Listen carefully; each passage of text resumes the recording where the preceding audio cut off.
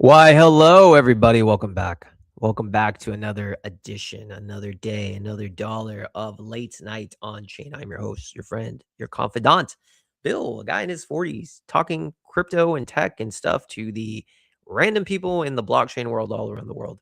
I'm Bill, Late Night on Chain. Uh, Big news of the day. Big news of the day is Cashcat getting listed on Robinhood. Pretty damn bullish. It took about a month.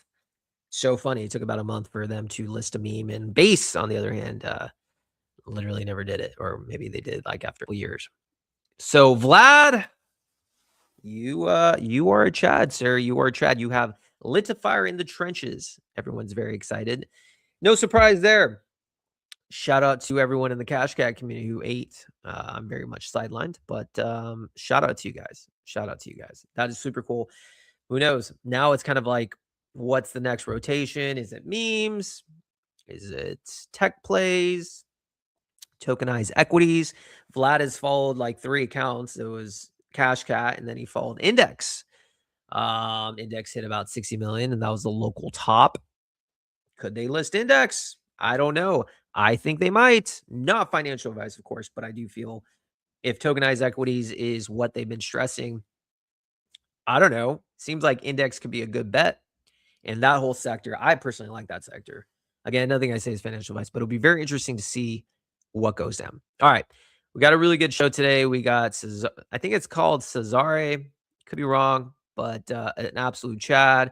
We got Motion. We're going to be talking tips. And we got CPX, the #1 project on Easy A Kickstart. And with that being said, we got to make sure, we make our sponsors happy. So this episode is brought to you by literally all these episodes this month, brought to you by Easy A Kickstart, the #1 launch incubator for tech projects on Solana. Solana's had a tradition of being just a degen casino for Zoomers and those who like to lose money.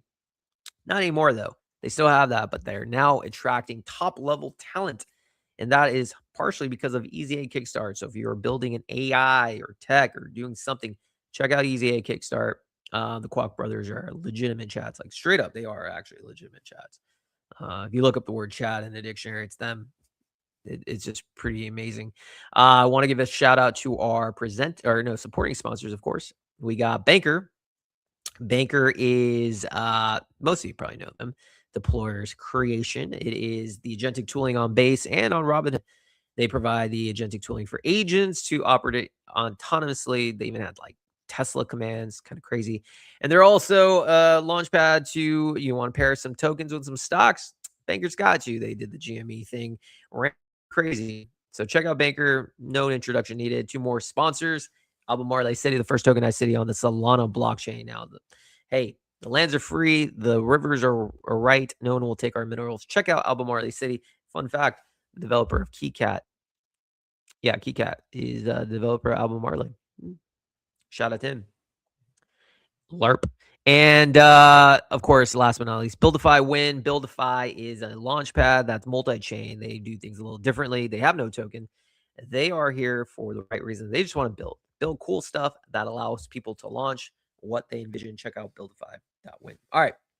Enough with that. 300 plus people tuning in. Great. Awesome. Let's get down to business. Let's bring up the one, the only, Ryoku. Ryoku. Yeah, How do there I you go. pronounce it? Well, hello. How you doing, sir? Welcome to the show. I'm good. Thank you for having me. Yeah, I'm glad we got introduced. For those that don't know, and is it Sazare, Caesar? Like these names, I need to know better. How English, Miro? How do we pronounce it? Yeah, so it's pronounced Sazare. Sazare. Where did this name come from? So it's actually like kind of a Japanese philosophy that comes from like building and kind of like an art of building like these kind of stone structures, which each one you put like a little bit on there, and you kind of have these what would be considered kind of like natural art pieces. Interesting. I like the culture aspect. I've been to Japan a couple times. Very good food, very good sushi, very nice people, very hospitable. But all right, man. Well, listen, welcome to the show. We have 400 plus tuning in. We got to get those numbers at least 2K if you haven't done so already. Please share it out. Literally tag me. Say I look ugly. I don't really care. Just tag, mention, whatever. Let the algorithm run wild, brothers and sisters. Let it run wild. All right. Now, one thing about you and your project is in my inner circles, network is everything, and I know some people. Your guys' project's being talked about. They had no idea I was bringing you on. They're just randomly talking about it. Why don't we start from the beginning? What are you building with Sazare? Yeah, so the way I kind of view it is because a big part of the way that it kind of gets described is as a launch pad, but I kind of want to think of it more as a development studio for protocols who want to launch projects. So it's not necessarily going to be something where you come on and you just launch a meme coin or something like that. Like there are plenty of places that already do that. We're not trying to be that. We don't want to compete in that world. Um, like there's plenty of competition in that, and it's very hard to differentiate yourself in that. So we're looking to build unique aspects of different pieces in DeFi and other parts of crypto where you can come and you can build out full protocols from day one, and you can have lots of different ways of mixing and matching primitives so that you can build the protocol that you want to build. So we have kind of what I would consider the foundation, which is the token itself, which is a Uniswap v4 hook. And we will develop more of those as time goes on, but we just have the one right now, which does like the volatility warehouse, the issuance planning, the floor, all of that stuff. And then on top of that, we're going to build more DeFi primitives, things like staking so that you can funnel creator rewards to get people to stake. We're going to be coming out with a mining add-on soon, which will be very, very similar to things like silver or ore, where you have the grids, you place your wager, and then you have the payload and all of that. There will be some tweaks that I feel like make ours a bit better structured than the way that it has currently been set up. And then just continue to build out different interesting things like that. Interesting. So, I would safe to assume this is a very innovative project. Has something like been done before? Not that I'm aware of. I mean, I will never come out and be like, this is the most innovative thing on chain right now. I feel like what I'm building right now is just a lot of what I have felt have been promising ideas that maybe we're missing one piece or another piece over my time in the space, and kind of figuring out how can we combine a lot of these so that it becomes one synergistic whole, and that all plays in together so that the protocol wins by combining the best of all of these different aspects. Interesting. So, walk me through this. What, in our little industry, things not easy. It takes time, effort, dedication. You got to work on the projects, you got to build your community. What is it that inspired you to be like, you know what? I don't want to be a degen trader in the trenches. I want to build something meaningful. I want to build Cesare. Why are you doing this? What inspires you to wake up day in and day out to be like, I want to build arguably the number one protocol eventually on Robinhood? What drives you? Well, I just enjoy building things. So even when I wasn't um, building out projects or stuff, I've always enjoyed coding in my free time, and had spurts where it was my full-time profession and different things like that. But I think the biggest driver is just I've kind of seen where it looks like the space is heading with a lot of the so-called trenches, and I personally, that's not where I want to see the space go. I don't think it's where a lot of people want to see the space go. It dominates because it's where the money is, but I think there are plenty of very talented and like-minded builders, and you're starting to see more of them come out, where we've seen this for the last couple of years, and we kind of see the effects and how it not only degrades kind of the perception of crypto and where we're at, but also kind of the morale of the people who have been here the longest. Like it's gone from this kind of cyberpunk idealist thing where it was meant to remove the rails of traditional finance so that anybody could come join. And it could be someone in America, it could be someone in Yemen, it could be someone in Indonesia. It didn't matter where you were from. You were getting access to financial primitives that typically were not available in those areas. And it slowly just become this kind of casino. And I think part of it is that will always be there, but carving out other spaces for the people who aren't necessarily interested in just that, and building interesting things and fun experiments and making things that are cool and you can, you know, participate in and not feel like you're going to get rugged every 30 seconds. Making space for people who want that, I think, is something that is very much needed right now. I think it's critical. I mentioned this quite a bit in post. I mean, right now, crypto's only use case is just a degenerate casino. It's just straight up that is what's getting the attention, and it's exhausting. It is absolutely exhausting, and it's not sustainable in the long run, right? It's fun. People like to speculate. That's cool. But we need more innovation. We need more real projects, real builders to create things that are going to mainstream adoption. The casino aspect is going to rinse the majority of normies. They are going to absolutely get hosed. I mean, brother, I was in a meme coin yesterday. I thought it was going to the moon. I wake up, it's down 80%. It's just like, what is going on? But I think Robinhood has builders like you. We've had some of the top builders actually on this show, and it's refreshing. It's refreshing to see this new take where it's not necessarily about price at the moment. It's about building something with long-term future features. So I do respect that. Now, walk me through why choose Robinhood. Obviously, it's a brand new. Who knows what's going to happen with this chain? But what made you decide to come to Robinhood versus, say, Solana versus Base? Why Robinhood? Yeah, so I think it's more of a, because Base is a great alternative too. Base has a very strong set of builders who were on there and they've been on there for a while.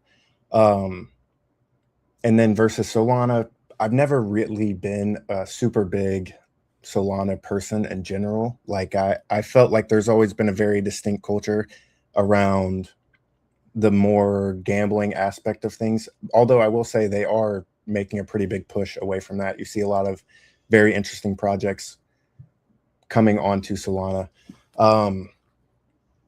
But for the reason to select Robinhood, in my opinion, is I think long term, you know, giant American company, giant reach, giant distribution. I think it's going to be kind of the apex of the Ethereum virtual machine world, right? I think going forward, what they'll be able to do, the resources that they have, the reach that they have, they'll be able to do a lot more for the protocols building on there than a lot of the other EVM style chains will be able to do. You'll always have Ethereum who will be, home to the OG DeFi, and they'll have lots of funds, but you won't necessarily have the reach that I think Robinhood offers.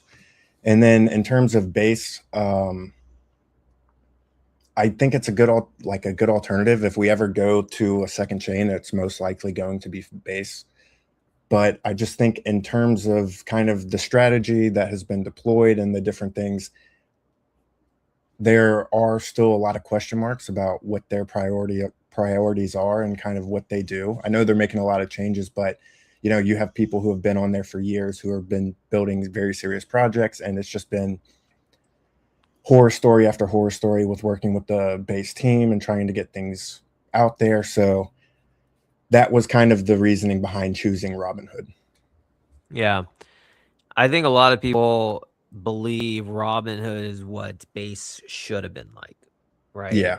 The whole premise with Base back in 2024, why it was so novel and unique, it was all about distribution. How do we get mainstream people interested in our projects? Thinking behind it back then was Coinbase is the biggest on-ramping tool that normal people use. Projects building on Base will have access to Coinbase and then get listings, and then people will find it. That was the theory. It did not work out that way. I used to be called Late Night on Base. I started Base is originally a Base only show. We obviously rebranded to Late Night on Chain. And Robinhood, though, is doing what Base should have done. And you see it today. Cashcat getting listed within a month on the main Robinhood site. I believe that is a massive deal. I believe Vlad understands where base happened, and that's now Robinhood is a funnel to come in and maybe not base. What were your thoughts today when you heard Cashcat getting listed? Were you surprised? No, I wasn't very surprised. I mean, I think everyone kind of knew it would come at some point. It was the first kind of major runner on the chain. Um, Vlad had interacted with it. It was definitely one of those things. It was more of a when, not if. Yeah. Um, yeah, so I was not very surprised at all. What do you think it means for, a company of this stature to list something like that? What do you think it means for builders on Robinhood? Does it give you extra motivation? Do you see the light that, hey, perhaps this guy gets it, and if we build something sustainable, they might list it? How, as a builder, do you view this? Yeah, I mean, personally, I don't think like I'm not going to build on Robinhood to hopefully one day be on the Robinhood app. Like I think it's something to work towards and to build towards, but I think if you're building on Robinhood being like, "Hey, maybe one day we can get on the app," you're kind of misguided in the way that you're thinking. Mhm. And our goal is always going to be build good products, help teams, help investors and focus on that. It's not going to be necessarily like our big break is going to be getting on Robinhood app. If we get on Robinhood app, it'll be because we built something fantastic. And that's kind of how I view it. I think it is a good sign. He's clearly someone who either is doing this himself or who has someone smart next to him who's being like, hey, make sure that, you know, if we're going to build this out, we're going to do it the right way. We're going to try to get the best possible teams, the highest attention things onto the app so that it has access to our giant distribution network. So I think the way they're going about it is very smart. I think the way that the things that it shows are possible is one of the ideal things. Like that was one of the critiques with bases. They were always too late. Yeah. It was they were never able to capitalize on the attention and the actual builders in the space until, the rotation had happened and everyone was gone. So I think this is a promising thing in terms of they are showing the execution that you want to see on a chain that you're building on. So that would be the most promising thing. Yeah, yeah. A few more minutes with you, sir. As a builder building Cesare, obviously it's always good to get advice from entrepreneurs like yourself.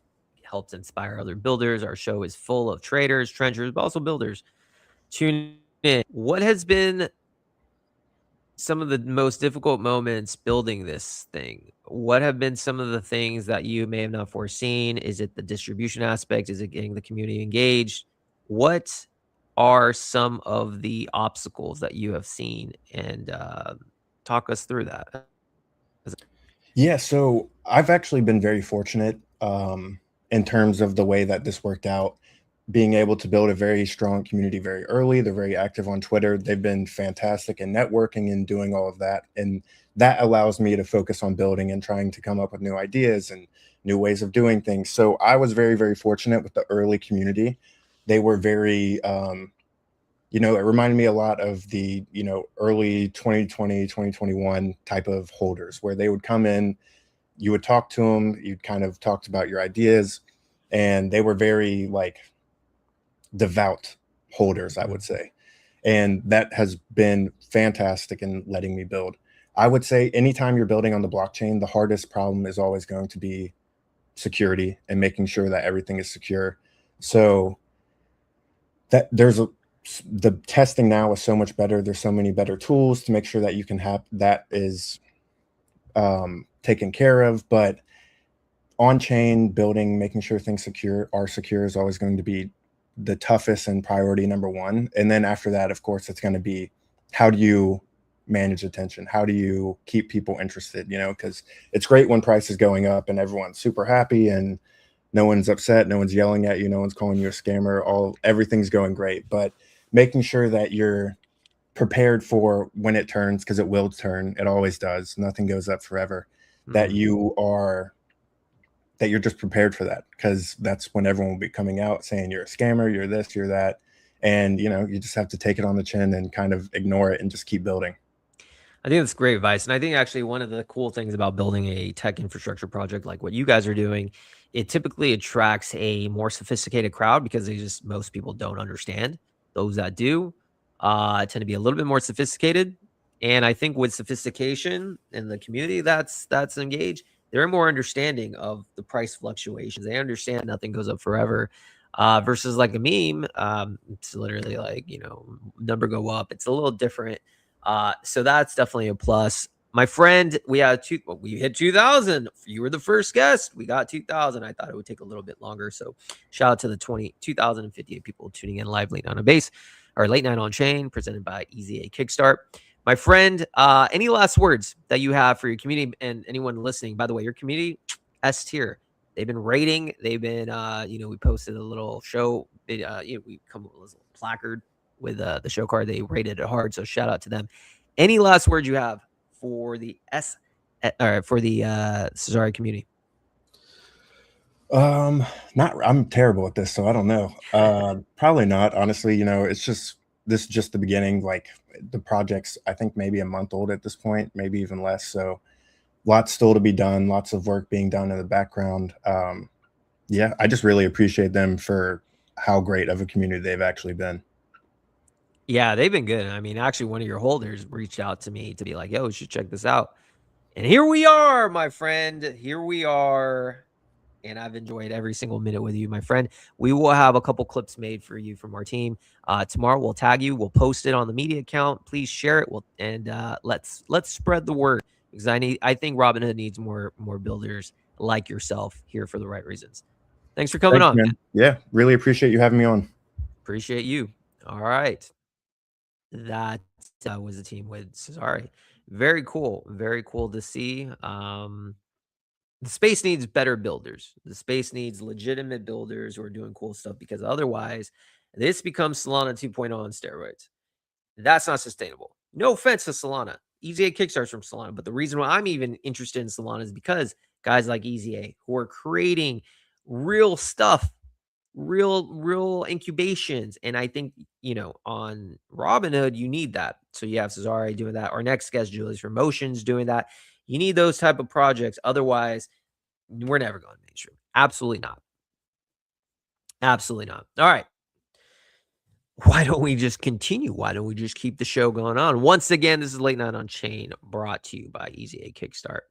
All right, this next guest we're going to bring on Julius in a second. I'm actually pretty interested about this one. I'm interested about all of them, actually. Otherwise, I wouldn't invite you to the show. But this one's particular because this one involved engagement with tipping, and could be cool. Could be cool. Let's bring up the one, the only Julius, my friend. How are we doing for Motion? Bill, the show goes on, brother. The show goes on. Brother, Doing very well. I can tell within the first, I've been doing this for so fucking long. I can tell within the first 10 seconds that you, my friend, are someone I want to get to know. I love your energy, bro. Love it. Appreciate it. Likewise, man. Do you do media? Do you do like, because you seem like a natural on the camera, bro. No, I've been around the space for a long time. Lots of different projects. Right now, building and developing Motion, and super excited for it. Well, let's just cut to the chase, because the first I've heard about it, I think Ika's, for those that don't know, Ika's pretty popular. He's probably one of the young emerging KOLs. Yeah, I've been in this space for a fucking long time too. Every cycle, there's always individuals that blow up and become that cycle's KOL. I believe Ika will be that person, very tapped in. Anyways, he mentioned Motion to me, and I looked at it and I'm like, this seems very interesting. Talk to us. What is Motion? Awesome. Yeah. And first to shout out Ika, one of the best to do it. So could not agree more. Up and coming KOL. No prior relationship with Ika, just very, very lucky that they kind of crossed over the Motion sphere. So, there for the ride, and happy to kind of give updates across the board. So Motion is the next iteration of something we call TipFi. And we're building this on Robinhood.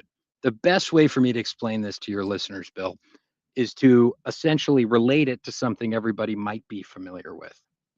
For those of us who remember DGen on Farcaster, Degen on Farcaster was a tipping protocol.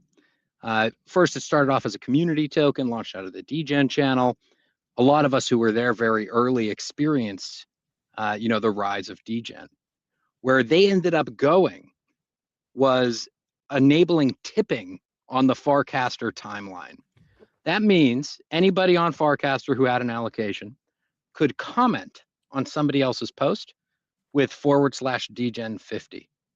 This was the invention of Web3 TipFi. Over the course of the next 12 months over in Farcaster land, you saw innovations and mechanisms and all of these really beautiful things emerge, all because Farcaster was a social graph. Now, fast forward to current day, Bill. We are now on Twitter. Farcaster kind of, I think, is still around, but just not as prevalent. And Twitter is modern day social media. So it's not a social graph like Farcaster was, right?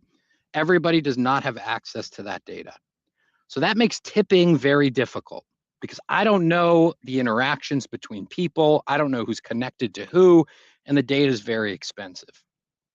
So what we've built and what we've been building are industry grade data indexers to basically create a social graph of different communities on Robinhood. Now that's step one. What we do from there is we're going to give allocations of the motion token to those folks who are interacting in those communities, because now we have all that tracked.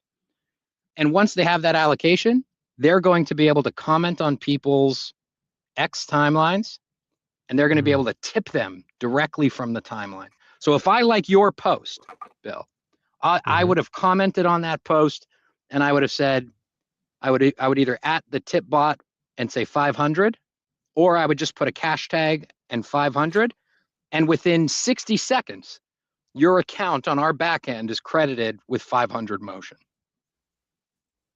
Very this is kind of, this is that idea of TipFi and why it's really cool in Web3. We have the infrastructure for it. Is this in a way similar to Kato or Kaido? So I would argue Kaido is social-fi, and maybe TipFi might be considered social-fi, right? So in the world of Kaido, early user of Kaido, by the way. So well before there was a token or NFTs, but in the world of Kaido, where they first started was kind of trying to measure mind share, and they were doing this across, I think, people, chains, and other topics. So it's not one-to-one with Kaido. What we do at Motion is, if you are bag working for one of your projects, so what that means is, you're trying to get the word out, you're bull posting, you're liking other people's interactions all around this idea of the token or the community, we track everything. We see who your followers are, who you follow, how many likes do you get, the retweets, the quote tweets, and we put all of this on an advanced node graph, essentially. And so now we know who you interact with and how active you are in your community. That's how you earn the allocations. And so similar in a sense, I would say maybe a similar category to Kaido, but a little different in what we're both trying to accomplish. First of all, I think it's fascinating that anyone who comes on my show actually mentions Farcaster and Degen, because that's not something common every day. And that was a couple years back. That was actually before I started my show. Initially, my show was on base, so I was kind of late to the Farcaster crowd. Late night on base. Yeah. But the show goes on, and I had to rebrand to Late Night on Chain because the base trenches, my friend, quite dry like the Sahara. Yes, sir. Plus, in order for me to grow, I can't just be on one chain. I know everyone on base. Shout out to the base community, by the way. Respect. So very interesting that you came from Farcaster land. But walk me through this. Okay, so I'm a user now. I'm on Robinhood because, again, this is like the brand new chain. There's new participants. Exactly. They have no idea what Kaido is, no idea what Degen is.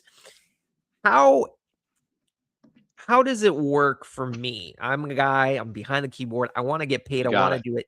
Walk me through the user experience, starting with, I'm a brand new brother Julius. I want to be in part of your project. What do I do? Talk to me about the mechanics. Here's how easy this is. I've built a lot of products in this space over the years. So if there's one thing that's important, it's the user experience and the ease of use. Here at Motion, you have to sign up for nothing, right? Matter of fact, you don't even have to bring your own wallet. So all you have to do is continue to bag work for the communities that we index. Today, we index Motion, Pawns, Brody, and Wishbone, some of the best tokens to do it on the Robinhood chain today. If you're posting about these projects and you're saying, hey, everybody, big update from Pawns, or I'm excited for Pawns, you know, Bone Zone, Wishbone to $1 billion, you know, whatever that might look like, your activity, right, Yeah. on the timeline, we pick it up. So we have a 99.99% acceptance of this type of activity. We have Sybil filters built in, but you don't have to do anything. So all you got to do is keep doing what you're doing. Then you collect points. So all these points are collected in the back end. You could see these on motion.tips. You could search any of our 7,500 bag workers that we currently have indexed across 4 communities. You could see how many points they have and what their future allocation will be. Okay, so step 1, post stuff, right? You want to create motion, right? Try to go viral for your community. Number 2 is we see that and we score it. So you get points. The third thing that happens is we burn some motion. So your activity actually straight up burns motion. And then the last part is you get that allocation that you could tip. So for you to actually tip, you don't need a wallet. Every single Twitter username, to an infinite degree, they all have a wallet on our backend system. So we track everything using fairly advanced Web3 tech in the background. And at the end of the day, you'll get your allocation. If you're a bag worker, you get to give it out. So who doesn't want to give out tokens, right? This is part of the beauty of tipping is, you know, psychologically, you get to reward or say, hey, I liked your post and here's some value, right? From a monetary perspective as well. So as long as you're bag working, you're collecting points and you will get a tipping allocation. I love it, and you're making it seamlessly, so the user the ease of use is extremely important in today's world, but the technology makes it happen. Walk me through the thought process as to what projects you guys put on the radar as an index or whatever, the ones that you track. Yep. I think you mentioned Wishbone and you mentioned Pawns and a couple Totally. others. What goes into thinking about that, allowing it? What's the thought process? Is there any sort of criteria? Talk to us about that. So I think for all of us who've ever bag worked, right? You bag work because you want the community to grow. I even bag work, bro, and I still bag work. I bag work. I work for my bags. You dude, behind a mic. Right? You're bag working right now. And so, you know, the goal is we want to go up. And so the first thing we look for is kind of promising, growing communities who are active. Now, from our perspective, right, Twitter data is expensive. Okay. And so we put a lot of thought into which communities we are going to index. So we look for a small, growing community, extremely active, right? And then we look against our current roster and we say, you know, will there be any large issues here? You know, there's no other kind of social issues that we might run into. But really what we're looking for is those active communities, right? Those communities that we think have a chance and who are working hard. Those bag workers deserve to be rewarded, and they will at Motion. Makes sense. So out of your perspective, which one is, I mean, I assume it's the ones you've listed, but is there any specific, out of the ones you listed, is there any specific community that you think has the loudest bag workers, maybe through data? Yeah, I think what is shown. I think it's incredibly impressive. If you go to motion.tips and you go to our social graph, actually, this is where we plot, you know, 7,000 to 9,000 different nodes all up on the screen, and they're all connected. And you could see how they move together, right?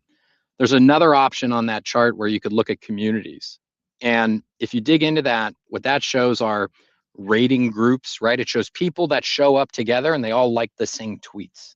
So that's how you kind of get these. Mm. What we find is just incredible activity out of the Wishbone community. It's fascinating to see. To put this into reference, we've collected probably over 1.1 million different data points on Wishbone bag workers over the last few days. Wow. Yeah, so on this community chart here that you're on, all of these little clusters, right? So this here what we're doing is we're plotting these nodes inside of a geospatial plane, and we're saying, let's see how close these nodes are together, right? And so these are what we call clusters, and all of these clusters oftentimes represent a single community. And so people that all like the same tweets. So every node on this chart, and you could click on one of them actually as well. If you click on one, you'll see how many points they have. Yeah, there you go. So on the right-hand side, here's literally an X username. They have all these points. It accumulates to burn, and eventually they will receive a tipping allocation. Wow. Super cool. I think, hold on. I would keep it up longer, but the connection kind of gets hazy. First of all, I mean, this tech, one thing I like about projects like yours, extremely hard to replicate.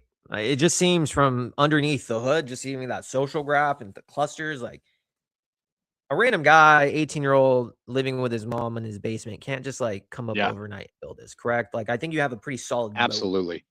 Not and Bill, if you really think about it, right? We have some geospatial expertise across the team as well. So there's a few things you need for this, right? The first one is capital, because this data is very expensive. The next one is you need to be able to build this product where the user experience is good. And so we actually use advanced smart contract delegations.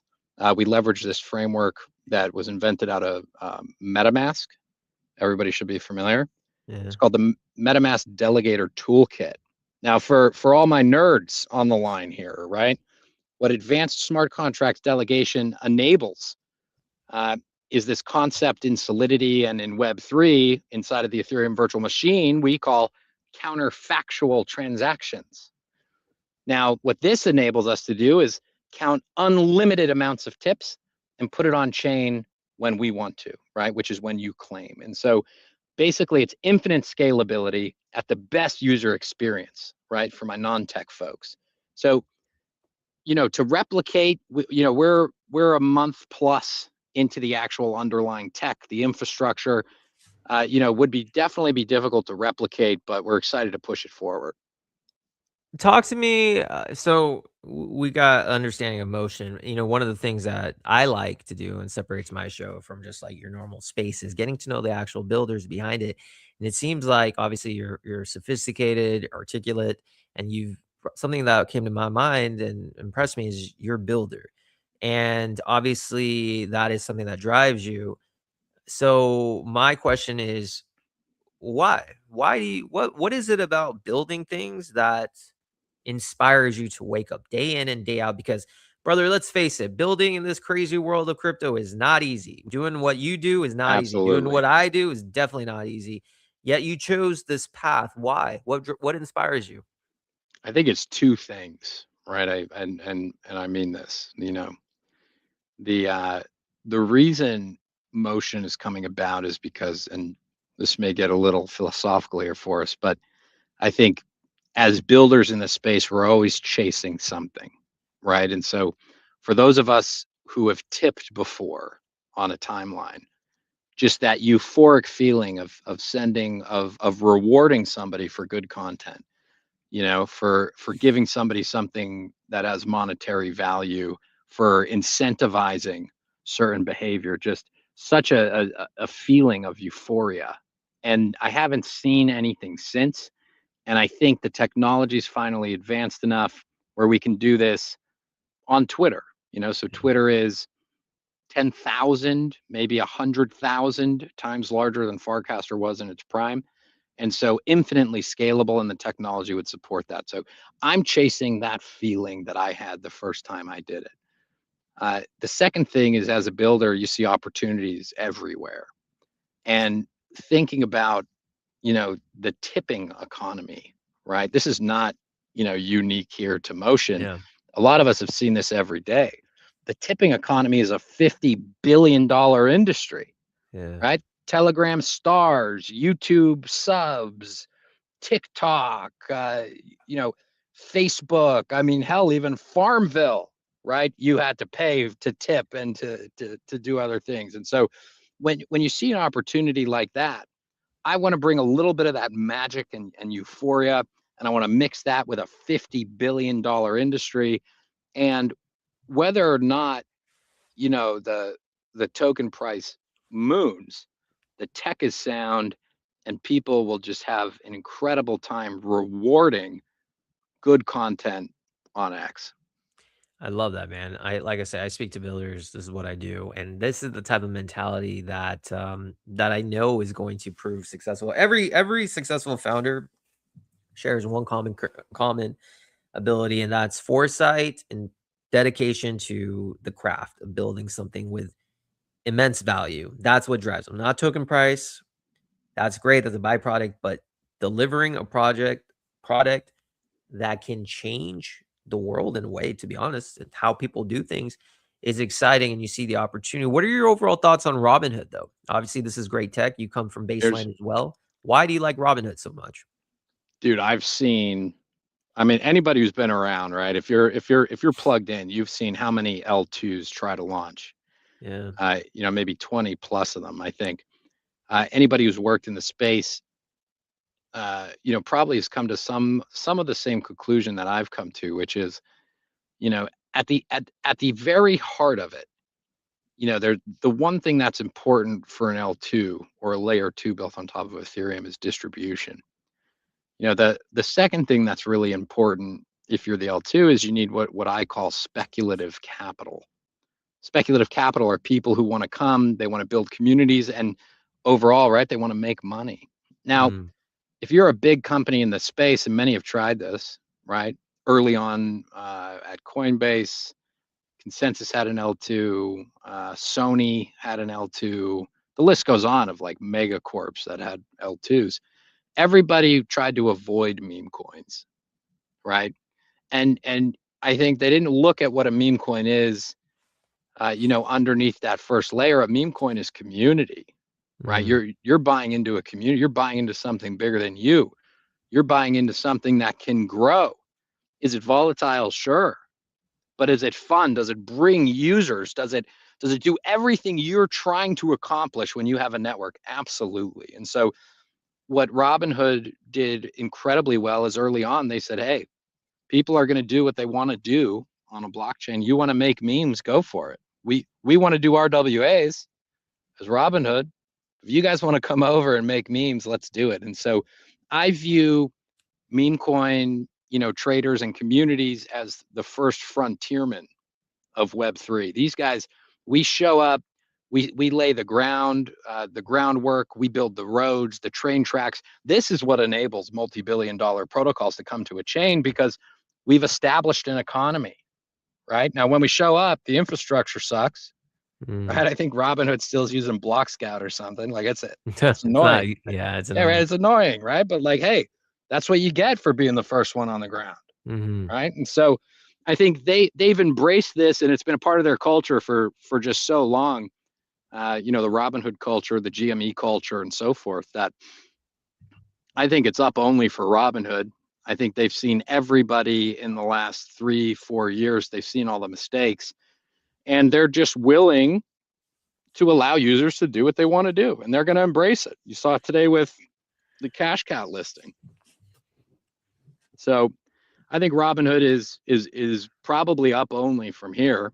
I know lots of folks that have bridged all of their capital to the network, and frankly speaking, people are going to stay where they make money.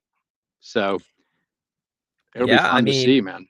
yeah, I mean, like I said, it's still early days, but everything that I've seen so far has indicated Robinhood understands what other L2s have missed, and that is, we're now in a space where a lot of chains are becoming too corporate. and I'm very vocal about it. I think that's the Yeah, wrong mentality. Corporations, if you just focus on business or corporations like AVAX, no one cares about AVAX. Straight up, no one cares except maybe the foundation.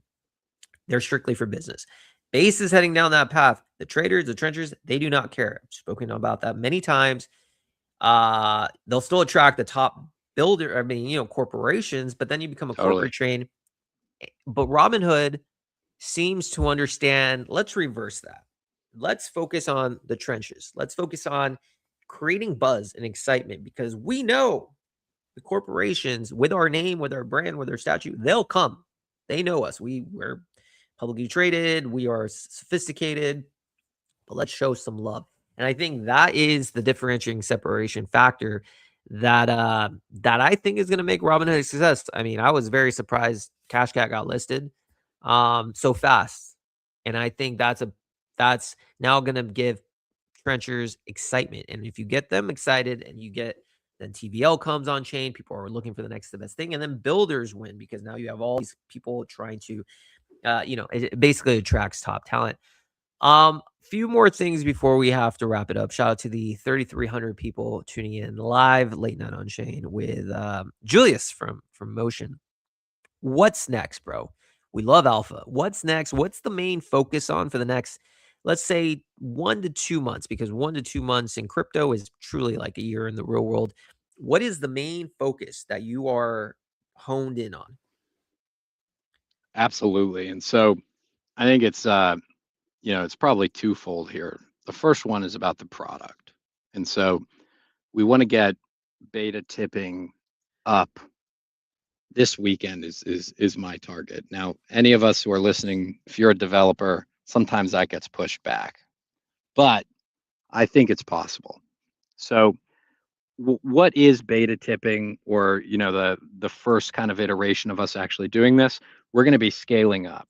So we have, from a tech perspective, 5 or 6 indexers cooking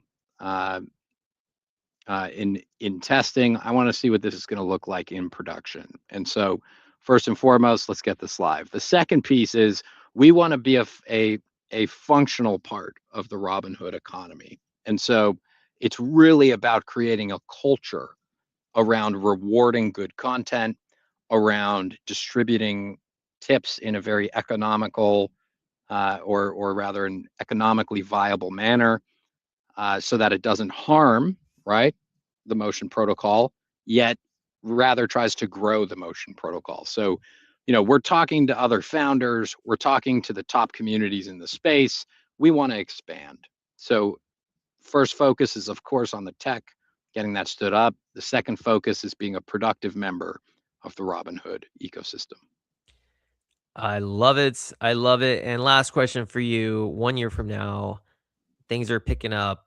Robinhood is the number one exchange, the first mover. Everyone's there. It's what Solana was in 2023. Energy is electric. Everything is exuberant. We're in a bull market. What does success look like for you in Motion? I think success is of course a functioning, scalable product and a high amount of daily active users, right? And so bringing this $50 billion tipping economy and saying, why can't we do a little bit of that on chain, right? That's really the true measurement of success, is how much we can get this actually used and how functional and how important it is in the Web3 economy of Robinhood. We also have a token. This allows us to give out tipping allocations. About 80% of the supply is set aside for tipping allocations in the future. And so, monitoring that and just ensuring that if you want to have a little piece of what is TipFi on Robinhood, you can go and do that. Julius. I really enjoyed our conversation. It's very refreshing to hear someone with so much passion, someone with a pedigree like you, and someone with a voice that radio loves. It is truly an honor, man. Thank you for coming on. We'll make sure we have a couple clips made for you. We'll tag you, share it out to your community. But brother, if you need anything, man, please reach out anytime. Bill, same goes for you. To all the listeners, thank you so much for having me. And I'll see you soon. Absolutely. And I'll be using your platform, man. I'm down to tweet. I'm down to get the engagement. I also like Wishbone quite a bit. Shout out to the Wishbone Army. All right, man. Thank you. See you now. All right. That is Julius. You could just tell. You could just tell the builders out there that are destined to do some things. I also need a haircut. Jeez. Here's getting long. Here is getting long. D, if you're still in here, hey Bill, can you check your DM? I checked. I don't see anything from you. I don't know if you're talking about X or whatever. But yeah, don't know where you messaged me. I'll try to look for it after show. Yeah, I get inspired, man. You know, building in this space, I tried doing some dev stuff. And even though we have the ability for cloud code and stuff like that, it's really hard, man. It's really, really fucking hard to build something of value. You have to have the right pedigree of dedication, perseverance. You have to go with the ups and downs. Builders get my respect. It is not easy. It is not easy. Trying to chase the next shiny object. You can't do that. You got to be committed to the vision. And I absolutely respect that. I respect guys like that who do it. I just stick to media and I speak to guys. I am dedicated to this stuff. Why? I don't know. I don't know. Don't know. But anyways, listen, guys. We are going to be, I think in the next couple minutes, CPX team will be coming on from Easy A Kickstarter, the #1 project on Easy A. So what we'll be doing is we're going to take a quick timeout, hang out. You'll see a blank screen. All good. But we will turn back very soon. We'll be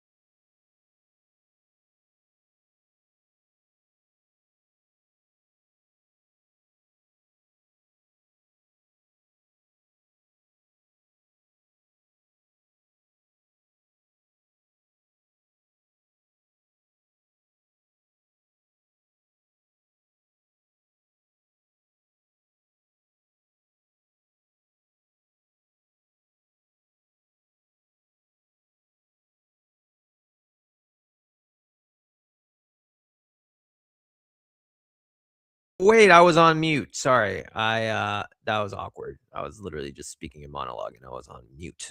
But anyways, we're gonna chat about some other things that I'm seeing on Robinhood, but forget about that because we have the one, the only, the number one project on Easy A at the moment. My friend, it's been a while from CPX CapEx. How are you today? I'm doing pretty good, Bill. It's been too long, I think. Too long. I've missed you. I missed you more. I missed you more. A lot has gone down. We're stoked. We chatted, for those that don't know, 3,300 plus people tuning in live late night on chain, presented actually by Easy A. So this is even more special. But yeah, we chatted like maybe a month and a half ago, and at that time you were the most interesting project on Easy A, and now you are still the most interesting project. Talk to me about what have you been up to? What's the latest going on? We have the raise, we have a lot of things. What's the latest? Talk to me about everything going on with CPX.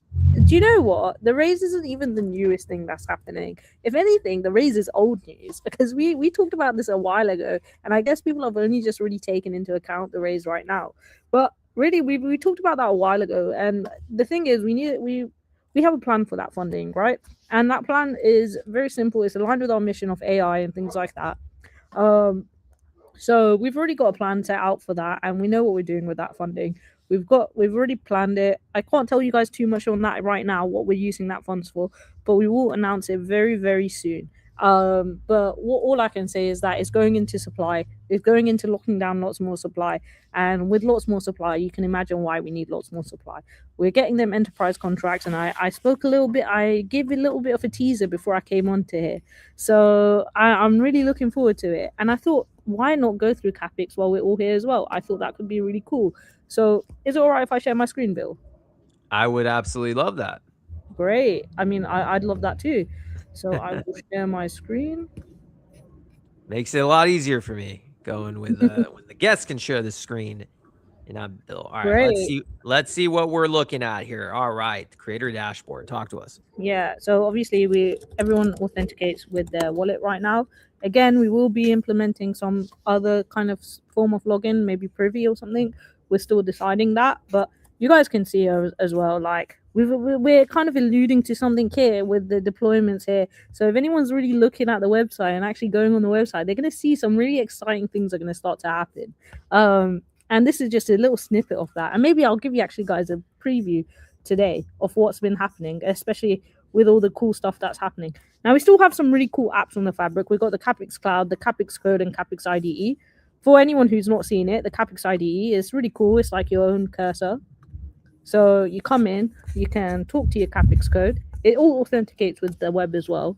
You can come in, map code bases, fix. It's essentially what you would get with your cursor or anything like that. But it just authenticates fully with CapEx. You got your CapEx Cloud, so you can control all your deployments and things from like that from here. Again, I need to re-authenticate because it's been a while.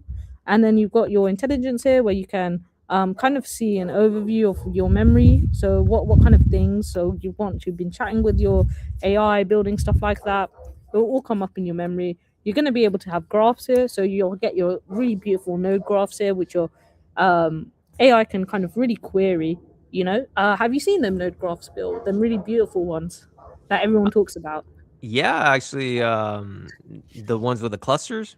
Yeah, exactly. So essentially, we're trying to map memory here, and it's all native through CapEx. Like you choose a CapEx endpoint, and you're natively building.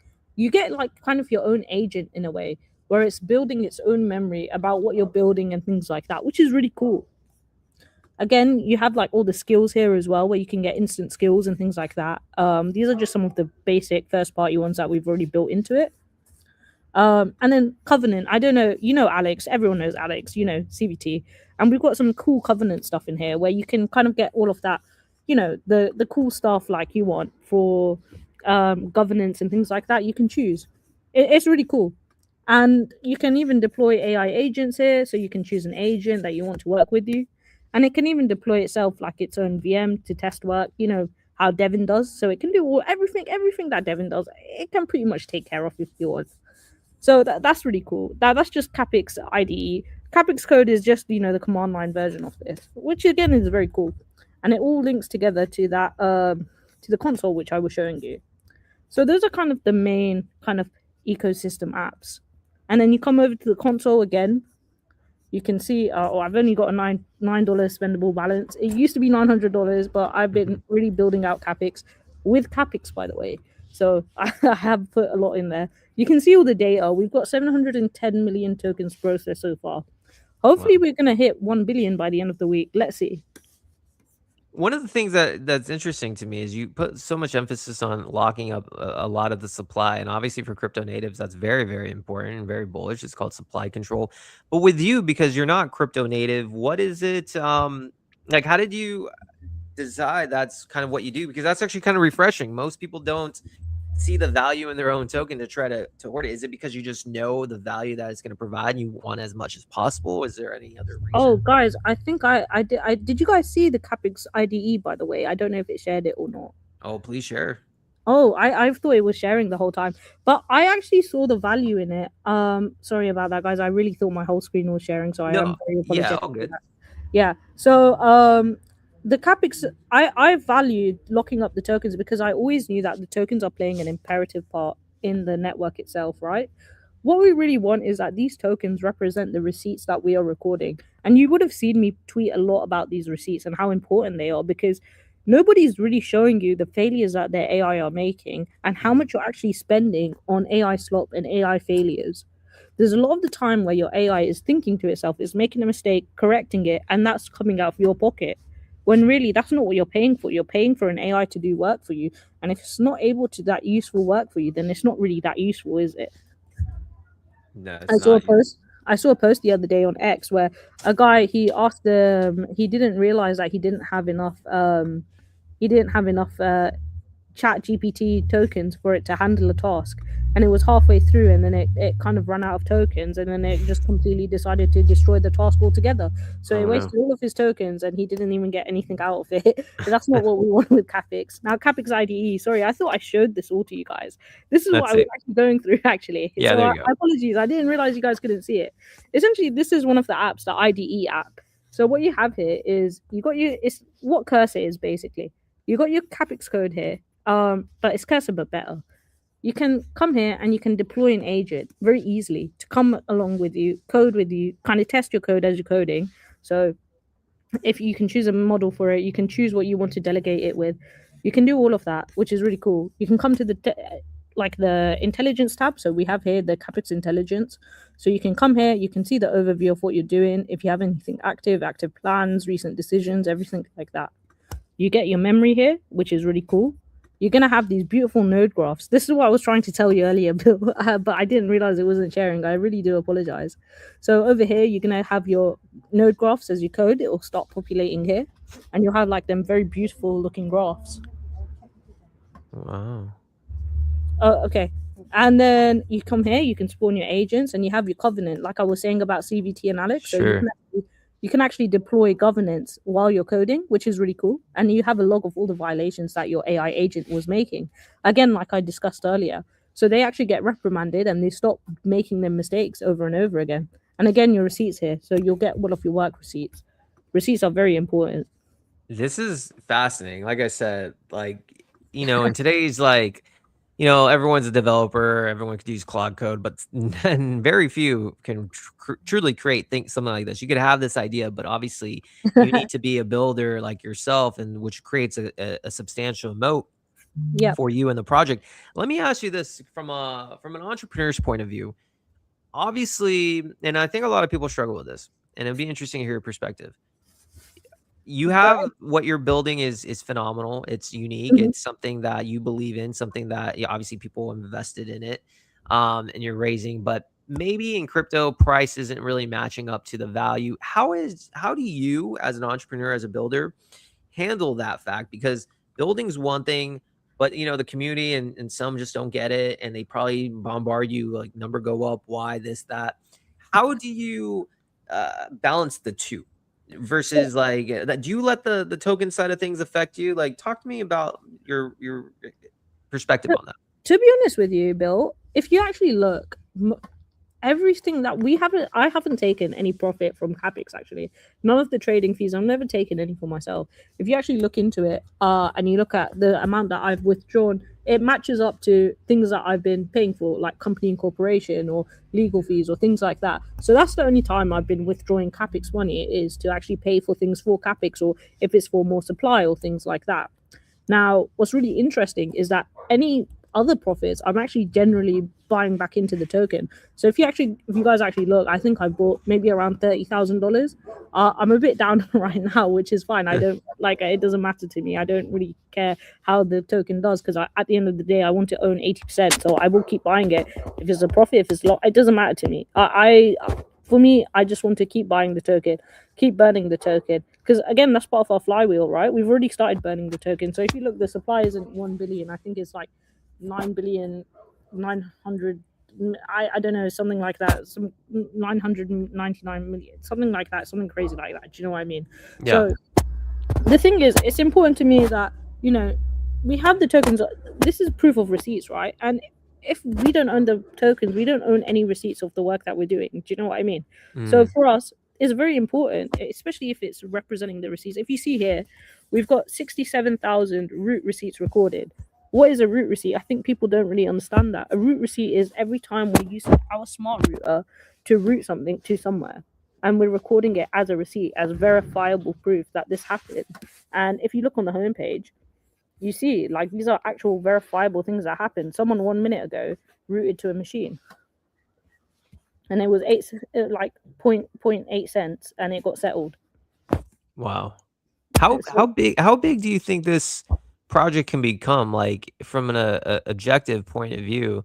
Because I've never seen anything like this, and I'm sure the audience hasn't seen anything like this until you. What is, like, the ultimate goal? If you had to define success for CapEx for you, what does success look like with CapEx? Success for me is essentially making AI honest, right?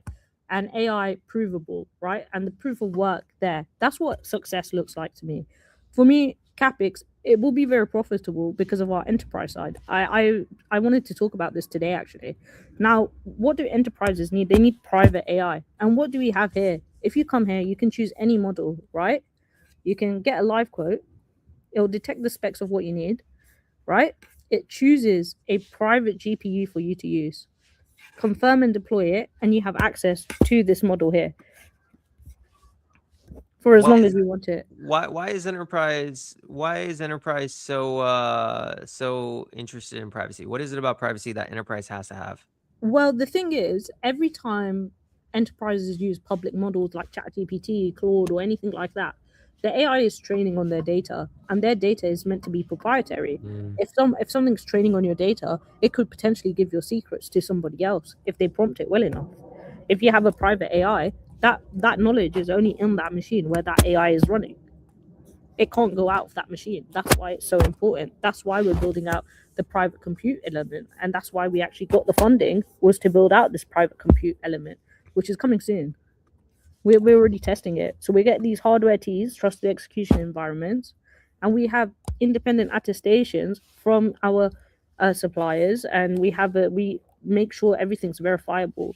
This verifiable evidence is going to be extremely important, especially when you're going to get federal contracts and things like that. It'll be extremely important if you want to be, if you want in the future to handle government data or something like that. We need to be able to prove it. We need to prove that we have private machines. How do we do that with our zero knowledge VMs? Again, we released a paper on this a while ago. People are sleeping. Well, I think either that or they they're just sleeping, or they've lost all their money in the casino to other things. I think the privacy aspect is extremely bullish, and I think it makes a lot of sense, and actually potentially very lucrative from the business standpoint. I mean, you see things like Venice AI valued at like 700 million. I don't know what raise they did, but their whole premise was, privacy for the individuals, for corporations. But I think the need for privacy, as you said, proprietary information, you don't want that to be your competitors to have. You don't want anyone to know that, even the open AI models. And I think privacy more than ever is going to become more and more in demand. So it's extremely bullish in that sense that you're focusing on that. At what point did you realize too, was privacy something that you always designed in mind when you first started CapEx?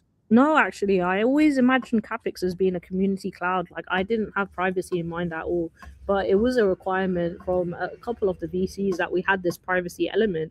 And because again, this is what enterprises needed and what they wanted, and we can run CapEx itself on their own machines and stuff like that, so they could easily train models. Like, for example, everyone's curious. Okay, how did these Imperial College students like train models so quickly, so easily? Right. Well, they came Yeah. here, they chose a model that they wanted, they uploaded a file with the data set, and they just literally deployed it.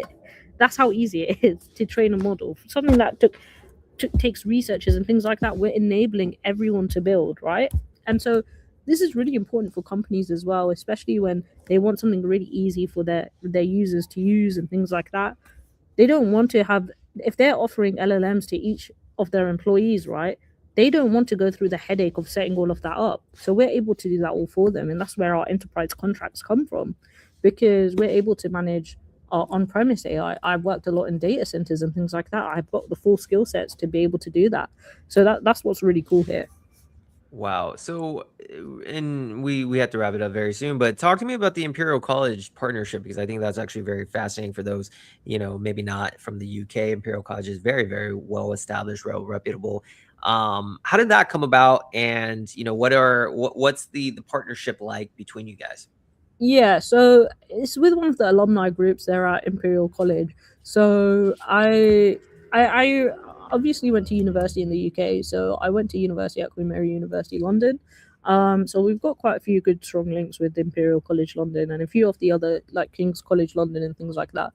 We've got some very, very good strong links there. So we were able to utilize these alumni groups, and there was a hackathon, a Anthropic hackathon, where they're mostly in bioinformatics. So these bioinformatics students, they wanted to come and they wanted to use their bioinformatics skills, but they didn't have much time. They were on a time crunch, and I said, hey, why don't you use CapEx? And that's kind of how it kind of came about, because we were in a session together where they were testing out CapEx anyways, because I wanted to really test out CapEx and make sure that all of the nicks and knacks were kind of worked out.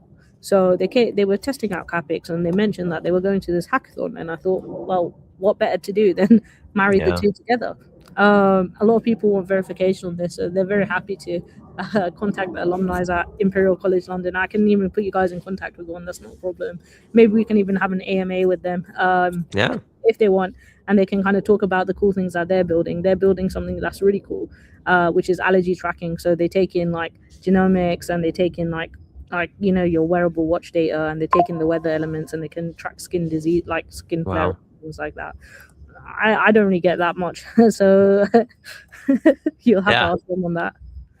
Very cool. Very cool. So what, so obviously you're keeping busy. You got the privacy that you're focusing on, that the VCs have given you a mandate, but also you see the potential with B2B, or, from a business we've point of also view. got like the brand new website, which nobody's seen yet, but for Bill's users and everything. And you guys are my favorite. You guys are going to get the first sneak peek of it. Let's go.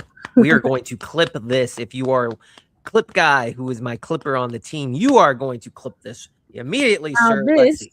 This is built on top of Capix.network. So everything you build here is routing through our network, routing through the spare GPUs, routing through everything. You can come on here, you can build a mini game, you can build a landing page, a SaaS dashboard, you can build 3D scenes, anything you want, anything that you can imagine building with AI, you can build it, and you can easily do that by prompting, right? You could. This is an example game that was built by the AI. Just a very basic one. Again, this is all in works.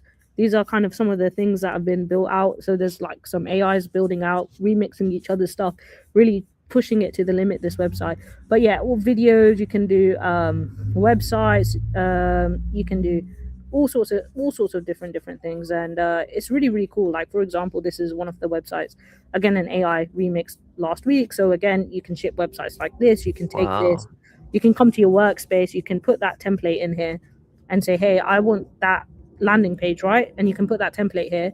You can choose, okay, I want a viral hook on that website, I want like a game feel on that website, and the AI will just know what to do natively. This is why we're bringing in the benchmarks as well. So actually, if you use our CapEx endpoints, like if you just go to regular CapEx, right, Oh, by the way, you can come to the market and sell anything that you've built as well, which is really cool. So you just build whatever you want on CapEx and sell it on CapEx. You can just list anything that you've built with it. Come in, if it's a plan, if it's a video, if it's anything, you can just come in and sell it. If it's an AI agent, you can sell access to it.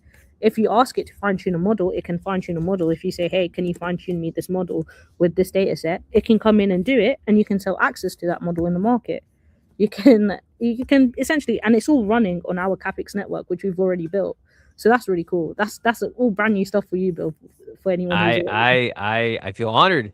I feel honored that we get the brand new stuff. Shout out to the 3,300 plus people tuning in. I mean, honestly, that website thing looks cool. I really like that 80s vibe. Yeah, that you it's really showed. cool. And guys, if you come here, right, and you come to inference endpoints, and you choose any of these, for example, DeepSeek V4, you can come here, you can copy this, and you're already using our harness, which again we've already tested. The updated, we're going to be posting the stats, but they're getting better every day because it's training itself. Basically, the AI harness is training itself. It's really, really cool. So what happens is that we put a harness over this, and we're able to increase its output by 2.3 times right now, and it's 66 times cheaper through our harness than if you went with just the pure model by itself. Amazing. Any last words, my friend? We got to probably wrap it up now, but obviously, any last words you have for the listeners? I mean, for the listeners, I just say, wait and see, guys. There's a lot coming. There's a lot more coming than what we discussed. Way more. I love it. You honestly, if you weren't a tech builder, I'd say you could be the hype lady for some of these projects, because you know how to get people interested. And as always, it is a pleasure. Let's make sure we don't go this long without getting you back on. Yeah, definitely. I'll be back on very soon, especially with the big announcements that we have coming out. So every big announcement will be here, Bill. Absolutely. And I would love to always have you. As always, my friend, it's a pleasure having you on. Thanks for coming on. Thank you, everyone. Thank you for having me. All right. That, man, amazing person, amazing founder, doing things the right way, supply control. I just love it. And she's building something incredible that I think is going to be a big deal. Nothing, again, I say is financial advice. I just think it's very, very interesting what she's building. All right, guys, listen, 3,300 plus tuning in. We're done. Dunzo. We actually had 3 guests today.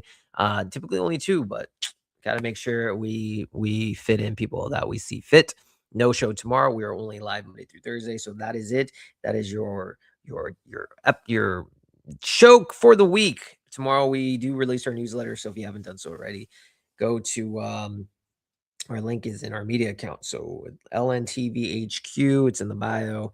Sign up, bro, and you get to know everything that's been going on for the week. Pretty interesting. It's a 2-minute read. It's free. Just sign up for it. Even if you don't read it, put it in your junk folder. I don't care. Sign up. All right, guys. Appreciate each and every one of you. Until next week. Cheers.